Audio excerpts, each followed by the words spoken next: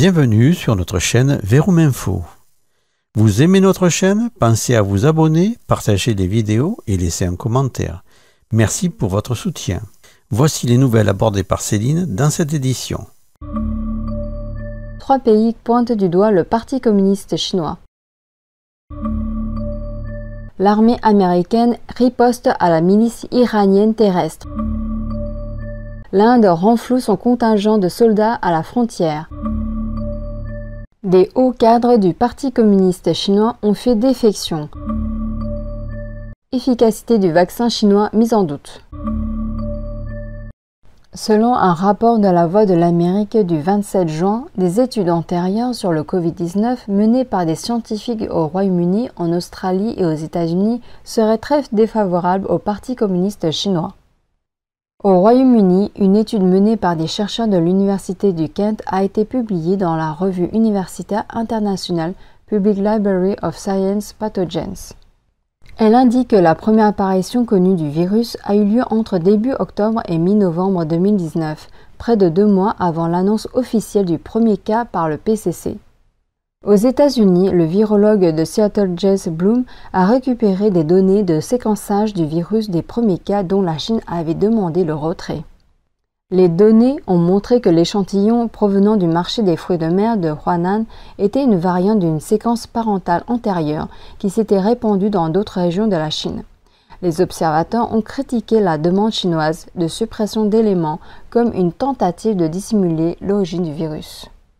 En Australie, des scientifiques ont publié une étude dans le 24e numéro de la revue Scientific Reports. L'étude a utilisé des données génomiques pour découvrir que les virus se lient plus facilement aux récepteurs humains qu'aux autres types de virus. Cela suggère que le virus était déjà adapté à l'homme lorsqu'il est apparu.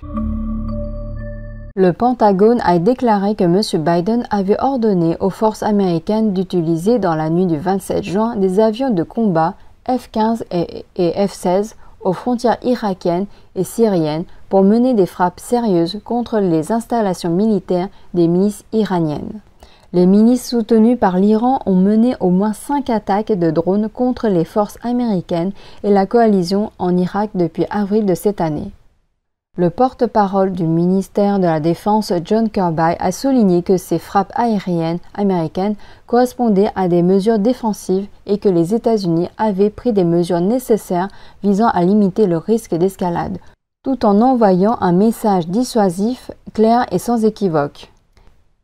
Afin que des attaques similaires ne se reproduisent à l'avenir, l'administration Biden prendrait des mesures pour protéger le personnel américain. Le 27 juin, selon Bloomberg, l'Inde avait déployé ces derniers mois au moins 50 000 soldats à sa frontière avec la Chine. Des escadrons de chasseurs dans 3 zones frontalières sont également présents. Environ 200 000 soldats indiens sont désormais concentrés dans la zone frontalière, soit une augmentation de plus de 40% par rapport à l'année dernière.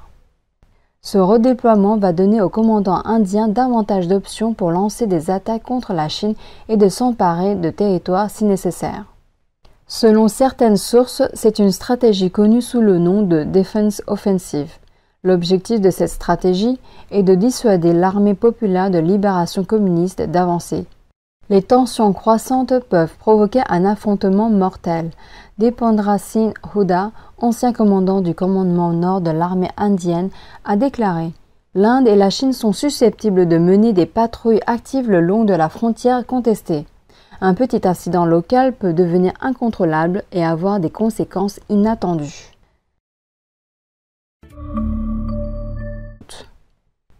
Selon une interview exclusive accordée à Xiaoming, personnalité médiatique chevronnée, Solomon Yu, membre senior du Comité national républicain, a récemment déclaré que le département américain du renseignement de la défense protégeait et surveillait actuellement le transfuge du Parti communiste chinois au sujet de M. Dong Jingwei. L'information proviendrait d'un haut fonctionnaire américain souhaitant rester dans l'anonymat et révélerait en fait que 2 personnes et non une seule auraient fait défection. La deuxième personne n'a pas été identifiée. Dong Jingwei, vice-ministre de la Sécurité d'État, a fui aux États-Unis en février de cette année. Ce dernier a révélé que le nouveau virus du Covid-19 faisait partie de la recherche sur les armes biochimiques d'un laboratoire de Wuhan.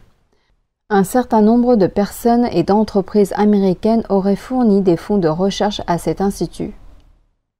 Dong Jingwei a également rapporté des informations sur l'espionnage chinois aux États-Unis ainsi que des photos détenues par le Parti communiste chinois sur M. Hunter Biden. Selon ces informations, M. Hunter Biden conclut des affaires avec la Chine et serait impliqué dans la sécurité nationale des États-Unis. Selon M. Hu Huaisong, aussi membre du RNC, la raison principale pour laquelle Biden souhaite enquêter sur la source du virus est la révélation de l'affaire sur Hunter, ce qui serait très négatif pour Biden.